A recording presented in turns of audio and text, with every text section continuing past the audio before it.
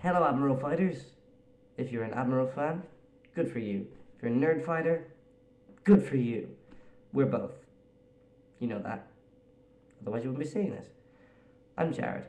I've been missing a lot. And now I'm back. First of all, I want to apologize to Blake, who is my partner on Wednesdays. I haven't been able to upload because of personal problems, financial problems, life problems, family problems, domestic problems, just a lot of problems. And I was like, I'm fine again, and then boom, something else happened, and I was like, ugh, so I couldn't post. But now everything is sorted. I'm in a really good place in my life right now, and I'm back on track. So I'm gonna do what Blake did on Wednesday and do a catch-up video in a one take because I feel like a one take is more honest and you can get to know the real me because you've missed me so much. And I'll not edit in future videos if that's what you want. So yeah, we're going to start with week 1, which is what makes you nerdy. The main thing when somebody asks me what makes me a nerd is I respond to them with usually some numbers, but they're not in English. I either respond with Irish, a hand or three or I might give them numbers in Turkish. It's a bit of an obsession of mine to learn to count in as many languages as possible. Currently the count stands at 11. So that's a bit of a nerdy thing I do, which is pointless, which is all the better for a nerd. Everything a nerd does should have no purpose, I think, other than entertainment and personal fulfillment. I play 13 musical instruments. Not very well. I play a few of them quite well, I think. And I taught myself each and every one of them. I like video games, and I like anime, and I like Star Trek a lot. I'm not a Trekkie, but I will confess to being a Trek head. I love all of the Star Treks except for Deep Space Nine, which was such a fail. It was a space station. Why? Star Trek isn't supposed to be on a space station. It's supposed to be in space, moving around different planets, and that didn't happen in that one. I didn't like it. But yeah, Doctor Who was week 2. Like Blake, I'm not much of a Whovian. I'm a big fan of the music and the artwork in it. The acting is also something I really enjoy as an actor myself. But I'm not much of a TV person. So what we did plan to do was to do a Trock review week in Doctor Who week, but that didn't happen for obvious reasons. But we will get round to that eventually, I promise. We might do it on a Sunday if Blake's into that, in for that. That might be an idea. Me and Blake could do some Sunday slots since we missed a few Wednesdays, and then do the Wednesdays as well as kind of a regular feature. I'll talk to him about that. Week 3 was literature week, which I was really upset that I missed because I love reading. I had so many books I wanted to show you. I've read all the Harry Potter books at least twice. I've read most of them 3 or 4 times. I love them all, but I'm going to talk about that in a later video.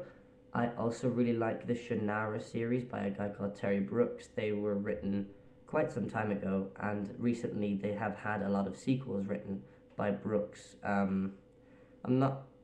don't really know of the sequels that much. I haven't had a chance to read them because I've had to read so many other things. And I also wanted to recommend a series called The Shadows of the Apt series by an author called Adrian Tchaikovsky. They're really cool fantasy stories, both those series. They're really cool. You should skip back if you missed the titles and definitely look them up on Amazon or see if you can find an ebook or something because they're all awesome. I also like to read poetry. My favorite poet is Robert Frost. And in other literature things, I like to, in my spare time, go through the Twilight book with a red pen and fix it. Yeah. Now, it's Pink Elephant Week this week. Where did the pink elephant thing come from, you say? I know Ali explained it, that pink elephant means go to Tiny Chat now and we can have fun times and talk to each other. Because that's how we see each other, because we all live in different time zones. So we all go into Tiny Chat and go on webcam, and it's like one big fun video chat.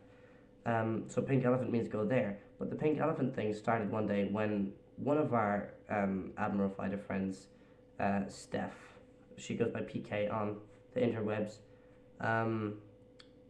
her camera was lagging, or her chat feed was lagging or something, and I was like, okay, I'll send you the word test, and when you get it, you reply with the word test. But she was lagging so much that by the time she responded, I thought she was asking me if I was lagging, so then I responded test, and she responded test, and I responded test, and it was one just big mess of just test, test, test, test, test. And then we just ended it, and she said, okay, when I say pink elephant, you say purple monkey. And that means if I ask a question and somebody responds with purple monkey, when they get that message, they can tell whether or not they're lagging in the feed, which is actually a really clever idea. So, yay, that was fun. So that's where the pink elephant thing comes from. It's like our catchphrase. Now, also, for Pink Elephant Week, I wanted to talk to you about my musical influences, what inspires me as a composer and a singer. As a composer, I'm inspired mainly by this movie I watched called August Rush. You might have seen it, you might have not. It's a musical with Freddie Highmore and Jonathan Rhys-Meyers, who's an Irish singer, actor, songwriter. It's an amazing film with some amazing music, and it really changed my life. I also am an avid lover of Andrea Bocelli and everything he does. As a singer, I aspire to be able to sing with the ease and the control that he sings, because it's just something that I'd love to do, seeing as I do study singing in college. Yeah.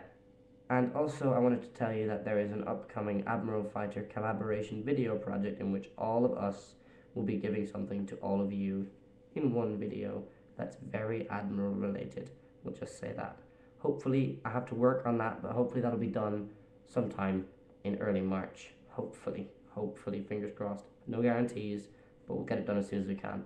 So that's it from me, Jared, over here in Ireland, in Limerick. You can see out my window. That's a street lamp. Live in Limerick City. Yep. Just for you special people all around the world. I love each and every one of you, and I cannot wait to be seeing you more regularly. Yeah. Follow me on Twitter at Jazz22. It'll make me happy. Bye, guys.